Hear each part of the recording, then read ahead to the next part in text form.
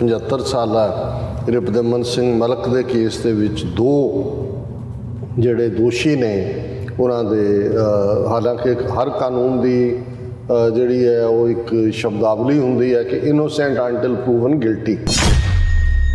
ਇਹ ਦੋਨੋਂ ਹੀ ਜਿਹੜੇ ਨੇ ਇਹਨਾਂ 'ਚ ਇੱਕ 21 ਸਾਲਾ ਟੈਨਰ ਫੌਕਸ ਹੈ ਤੇ ਇੱਕ 23 ਸਾਲਾ ਹੋਜ਼ੇ ਲੋਪੇਜ਼ ਹੈ, ਜਿਹੜੇ ਉਹਨਾਂ ਦੇ ਉੱਤੇ ਉਹਨਾਂ ਨੇ ਮਰਡਰ ਚਾਰਜ ਲਾਏ ਨੇ, charges of first degree murder.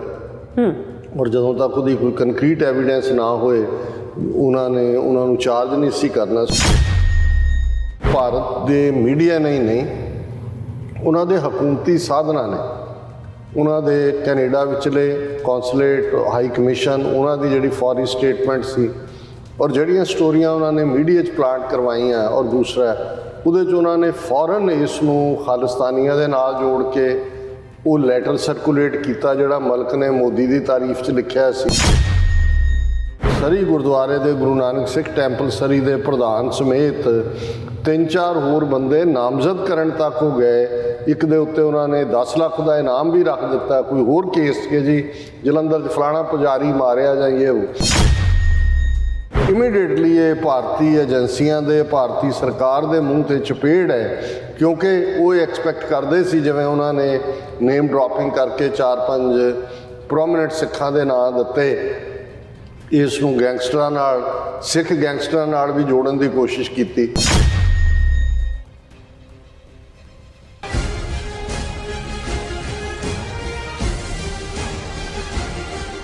ਦਰਸ਼ਕੋ break ਤੋਂ ਬਾਅਦ ਤੁਹਾਡਾ ਸਭ ਦਾ ਭਰਪੂਰ ਸਵਾਗਤ ਹੈ। ਸੋ ਵਿਊਅਰਸ, ਗੱਲਬਾਤ ਕਰਾਂਗੇ ਕਿ ਕੈਨੇਡਾ ਦੀ ਪੁਲਿਸ ਨੇ ਰਿਪੁਦਮਨ ਸਿੰਘ ਮਲਿਕ ਦੇ ਕੇਸ ਵਿੱਚ 2 ਮੁਲਾਜ਼ਮਾਂ ਨੂੰ ਜਿਹੜਾ ਹੈ ਉਹ ਗ੍ਰਿਫਤਾਰ ਕੀਤਾ। ਮੁਲਜ਼ਮਾਂ ਨੂੰ ਜਿਹੜਾ ਗ੍ਰਿਫਤਾਰ ਕੀਤਾ ਹੈ, ਜਿਨ੍ਹਾਂ ਦੇ ਨਾਂ ਟੈਨਰ ਫੋਕਸ ਅਤੇ ਹੋਜ਼ੇ ਲੋਪੇਜ਼ ਦੱਸੇ ਗਏ ਨੇ। ਸੋ ਜ਼ਾਹਿਰ ਹੈ ਕਿ ਇਹ ਪਾੜੇ ਦੇ ਕਾਤਲ ਹਨ ਔਰ ਇਹ ਭਾਰਤ ਸਰਕਾਰ ਦੇ ਮੂੰਹ ਤੇ ਕਰਾਰੀ ਚਪੇੜ ਹੈ, ਜਿਨ੍ਹਾਂ ਨੇ ਇਸ ਕਤਲ ਲਈ ਨਾਲ 3-4 ਸਿੱਖਾਂ ਦੇ ਨਾਮ ਜੋੜ ਕੇ ਸਿੱਖ ਕੌਮ ਦਾ ਜਿਹੜਾ ਮੀਡੀਆ ਟ੍ਰਾਇਲ ਸ਼ੁਰੂ ਕੀਤਾ ਹੋਇਆ ਸੀ। ਸੋ ਇਸ ਬਾਰੇ ਆਪਾਂ ਗੱਲਬਾਤ ਕਰਨ ਜਾ ਰਹੇ ਹਾਂ। ਸੋ ਅਸੀਂ ਚਾਹਾਂਗੇ ਕਿ ਤੁਸੀਂ ਇਸੇ ਤਰ੍ਹਾਂ ਬਣੇ ਰਹਿਣਾ। ਦੇਖਣ ਸੁਣ ਲਿਆ ਲਿਖਣ ਲਈ ਤੁਹਾਡਾ ਸਭ ਦਾ ਬਹੁਤ ਸ਼ੁਕਰੀਆ ਜੀ। ਡਾਕਟਰ ਸਾਹਿਬ ਕੀ ਕਹਿਣਾ ਚਾਹੋਗੇ? ਦੇਖੋ, ਰਿਪੁਦਮਨ ਸਿੰਘ ਮਲਕ ਕਤਲ ਕੇਸ ਦੇ ਵਿੱਚ ਅੱਜ ਇੱਕ ਬ੍ਰੇਕ ਥਰੂ ਹੋਈ ਹੈ ਔਰ ਅਸੀਂ ਇਸ ਦੇ ਉੱਤੇ 2-3 ਸੈਗਮੈਂਟ ਕੀਤੇ ਸੀ ਔਰ ਜ਼ਾਹਰ ਹੈ ਕਿ ਭਾਈ ਕਿਸੇ ਦਾ ਵੀ ਕਤਲ ਕਿਸੇ ਵੀ ਹਾਲਤ 'ਚ ਜਿਹੜਾ ਉਹ ਦੁਖਦਾਈ ਹੁੰਦਾ ਹੈ ਪਰਿਵਾਰ ਦੇ ਲਈ ਵੀ। ਔਰ ਇਸ 'ਚ ਵੀ ਕੋਈ ਸ਼ੱਕ ਨਹੀਂ ਕਿ ਰਿਪੁਦਮਨ ਸਿੰਘ ਮਲਕ ਜਿੱਥੇ ਸਿੱਖ ਕਮਿਊਨਿਟੀ ਦੇ ਵਿੱਚ Khalsa school, Khalsa credit union ਜਾਂ ਧਾਰਮਿਕ ਲਿਟਰੇਚਰ ਨੂੰ ਲੈ ਕੇ ਉਹਨਾਂ ਦਾ ਇੱਕ ਪੋਜ਼ਿਟਿਵ ਪੱਖ ਵੀ ਜਿਹੜਾ ਸੀ, ਉੱਥੇ ਏਅਰ ਇੰਡੀਆ ਦੇ ਨਾਲ ਉਹਨਾਂ ਦਾ ਨਾਂ ਜੁੜਦਾ ਰਿਹਾ। ਔਰ ਖ਼ਾਸ ਤੌਰ 'ਤੇ ਜਿਨ੍ਹਾਂ ਹਾਲਾਤਾਂ ਦੇ ਵਿੱਚ ਜਿਹੜਾ ਉਹਨਾਂ ਨੂੰ ਈਵਨ ਸੌਫਟ ਟਾਰਗੇਟ ਜਿਹੜੇ 2 ਜਰਨਲਿਸਟ ਜਿਨ੍ਹਾਂ ਦੀ Toronto Star and Globe and Mail ਦੇ, ਜਿਨ੍ਹਾਂ ਦੀ ਇਨਵੈਸਟੀਗੇਟਿਵ ਸਾਰੀ ਸਟੋਰੀ 'ਚੋਂ ਉਹਨਾਂ ਦੀ ਕਿਤਾਬ ਸੌਫਟ ਟਾਰਗੇਟ ਨਿਕਲੀ, ਉਹ ਸਿੱਧੇ ਤੌਰ 'ਤੇ ਹੀ ਉਹਨਾਂ ਨੂੰ ਭਾਰਤੀ ਏਜੰਸੀਆਂ ਦੇ ਨਾਲ ਜੋੜਦੀ ਸੀ, ਜਿਸ ਨੂੰ ਕਦੇ ਵੀ ਮਲਕ ਸਾਹਿਬ ਨੇ ਚੈਲੰਜ ਨਹੀਂ ਕੀਤਾ ਕੈਨੇਡਾ ਦੇ ਕਿਸੇ ਕੋਰਟ 'ਚ। ਇਹਦੇ ਬਾਵਜੂਦ ਕਿ ਉਹਨਾਂ ਦੇ ਐਸੈਟ ਜਿਹੜੇ ਨੇ ਉਹ ਮਿਲੀਅਨਸ ਦੇ ਹਮੇਸ਼ਾ ਰਹੇ ਨੇ ਔਰ ਈਵਨ ਖਾਲਸਾ ਕ੍ਰੈਡਿਟ ਯੂਨੀਅਨ ਜਿਹੜੀ ਹੈ ਉਹਦੇ ਲਗਭਗ $400 ਮਿਲੀਅਨ ਦੇ ਲਗਭਗ ਐਸੈਟ ਨੇ। ਸੋ ਜਦੋਂ ਇਸ ਲੈਵਲ ਦੇ ਕੋਈ ਫੇਮ ਦੇ ਉੱਤੇ ਜਿਹੜਾ ਉਸ ਨੂੰ ਡੀਫੇਮ ਕੀਤਾ ਜਾਂਦਾ ਹੈ ਤੇ ਇੱਥੇ ਤਾਂ ਕੋਈ ਇੱਕ ਗੱਲ ਵੀ ਕਿਸੇ ਬਾਰੇ ਕਹੀ ਜਾਏ ਤਾਂ ਇੱਕਦਮ ਲਾਸੂਟ ਹੁੰਦਾ ਹੈ।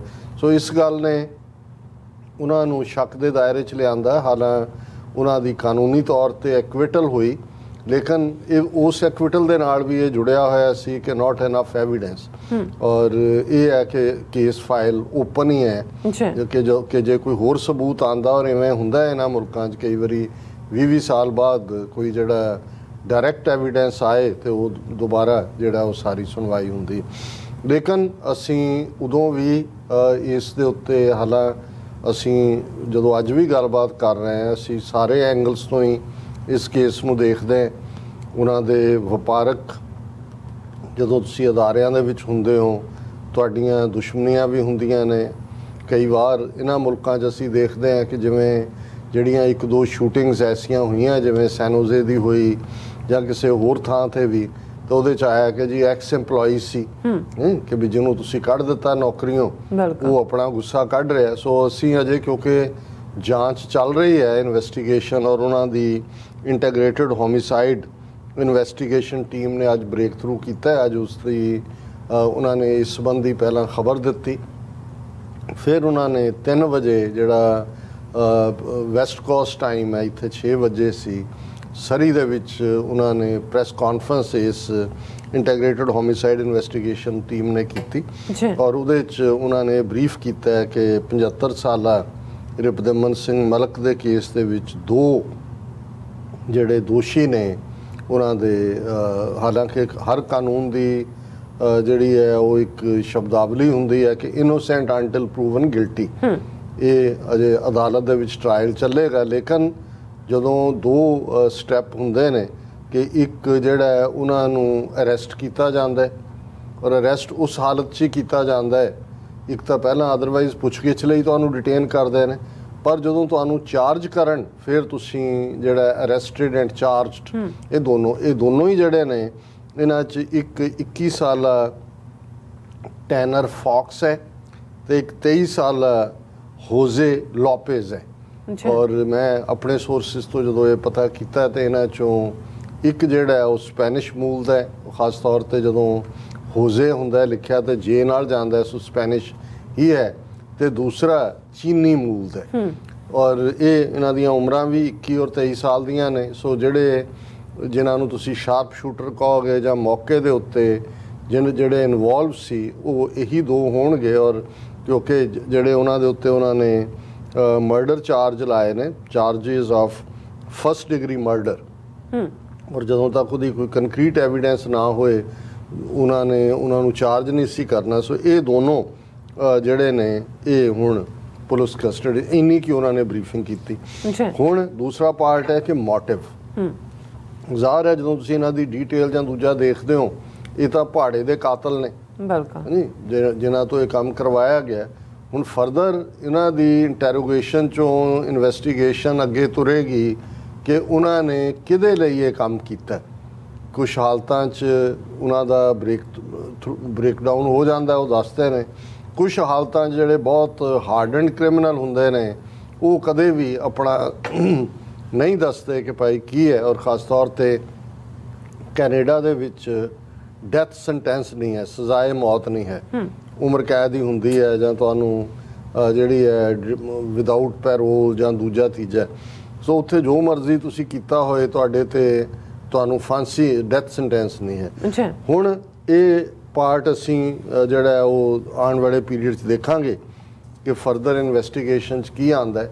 ਲੇਕਿਨ ਜਿਹੜੀ ਗੱਲ ਅਸੀਂ ਸਮਝਦੇ ਹਾਂ ਕਿ ਵੀ ਭਾਰਤ ਦੇ ਮੀਡੀਆ ਨਹੀਂ, ਉਹਨਾਂ ਦੇ ਹਕੂਮਤੀ ਸਾਧਨਾਂ ਨੇ, ਉਹਨਾਂ ਦੇ ਕੈਨੇਡਾ ਵਿਚਲੇ ਕੌਂਸੂਲੇਟ, ਹਾਈ ਕਮਿਸ਼ਨ, ਉਹਨਾਂ ਦੀ ਜਿਹੜੀ ਫੌਰੀ ਸਟੇਟਮੈਂਟ ਸੀ ਔਰ ਜਿਹੜੀਆਂ ਸਟੋਰੀਆਂ ਉਹਨਾਂ ਨੇ ਮੀਡੀਆ 'ਚ ਪਲਾਂਟ ਕਰਵਾਈਆਂ, ਔਰ ਦੂਸਰਾ ਉਹਦੇ 'ਚ ਉਹਨਾਂ ਨੇ ਫੌਰਨ ਇਸ ਨੂੰ ਖਾਲਿਸਤਾਨੀਆਂ ਦੇ ਨਾਲ ਜੋੜ ਕੇ ਉਹ ਲੈਟਰ ਸਰਕੂਲੇਟ ਕੀਤਾ ਜਿਹੜਾ ਮਲਕ ਨੇ ਮੋਦੀ ਦੀ ਤਾਰੀਫ 'ਚ ਲਿਖਿਆ ਸੀ ਬਾਰ-ਬਾਰ ਕਿ ਜੀ ਦੇਖੋ ਇਹਦਾ ਉਹਨਾਂ ਨੇ ਰਿਵੈਂਜ ਲਿਆ। ਔਰ ਦੂਸਰਾ, ਔਰ ਇੱਥੋਂ ਤੱਕ ਕਿ ਉਹਨਾਂ ਨੇ ਸਰੀ ਗੁਰਦੁਆਰੇ ਦੇ ਗੁਰੂ ਨਾਨਕ ਸਿੱਖ ਟੈਂਪਲ ਸਰੀ ਦੇ ਪ੍ਰਧਾਨ ਸਮੇਤ 3-4 ਹੋਰ ਬੰਦੇ ਨਾਮਜ਼ਦ ਕਰਨ ਤੱਕ ਹੋ ਗਏ।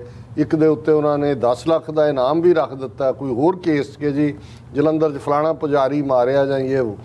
ਸੋ ਜਦੋਂ ਤੁਸੀਂ ਇਸ ਕਿਸਮ ਦੀ ਉਹ ਸਾਰੀ ਸਥਿਤੀ ਕ੍ਰੀਏਟ ਕਰ ਰਹੇ ਹੁੰਦੇ ਹੋ, ਸੋ ਇਸ ਤੋਂ ਤੁਹਾਡੀ ਬਦਨੀਤੀ ਜ਼ਾਹਰ ਹੋ ਰਹੀ ਹੁੰਦੀ ਹੈ। ਹਾਲਾਂਕਿ ਕੋਈ ਜ਼ਰੂਰੀ ਨਹੀਂ ਹੈ ਕਿ ਵੀ ਪੁਲਿਸ ਜਿਹੜੀ ਹੈ ਉਹ ਸੱਚਮੁੱਚ ਹੀ ਤਹਿ ਤੱਕ ਪਹੁੰਚ ਪਾਏ, ਜਿਵੇਂ ਅਸੀਂ ਦੇਖਦੇ ਹਾਂ ਕਿ ਕੁਝ ਕੇਸਿਸ, ਔਰ ਖ਼ਾਸ ਤੌਰ 'ਤੇ ਇੱਕ ਗੱਲ ਤਾਂ ਇਹ ਜ਼ਾਹਰ ਹੋਈ ਕਿ ਇਹ ਪਲੈਨਡ ਜਿਹੜਾ ਮਰਡਰ ਹੈ, ਟਾਰਗੇਟ ਕਿਲਿੰਗ ਜਿਹਨੂੰ ਕਿਹਾ ਜਾਂਦਾ ਹੈ। ਟਾਰਗੇਟ ਕਿਲਿੰਗ 'ਚ ਕੌਣ ਧਿਰਾਂ ਹੋ ਸਕਦੀਆਂ ਨੇ, ਕਿਸੇ ਨੂੰ ਵੀ ਰੂਲ ਆਊਟ ਨਹੀਂ ਕੀਤਾ ਜਾ ਸਕਦਾ। ਪਰ ਇਮੀਡੀਏਟਲੀ ਇਹ ਭਾਰਤੀ ਏਜੰਸੀਆਂ ਦੇ, ਭਾਰਤੀ ਸਰਕਾਰ ਦੇ ਮੂੰਹ 'ਤੇ ਚਪੇੜ ਹੈ, ਕਿਉਂਕਿ ਉਹ ਐਕਸਪੈਕਟ ਕਰਦੇ ਸੀ, ਜਿਵੇਂ ਉਹਨਾਂ ਨੇ ਨੇਮ ਡ੍ਰੌਪਿੰਗ ਕਰਕੇ 4-5 ਪ੍ਰੋਮੀਨੈਂਟ ਸਿੱਖਾਂ ਦੇ ਨਾਂ ਦਿੱਤੇ, ਇਸ ਨੂੰ ਗੈਂਗਸਟਰਾਂ ਨਾਲ, ਸਿੱਖ ਗੈਂਗਸਟਰਾਂ ਨਾਲ ਵੀ ਜੋੜਨ ਦੀ ਕੋਸ਼ਿਸ਼ ਕੀਤੀ।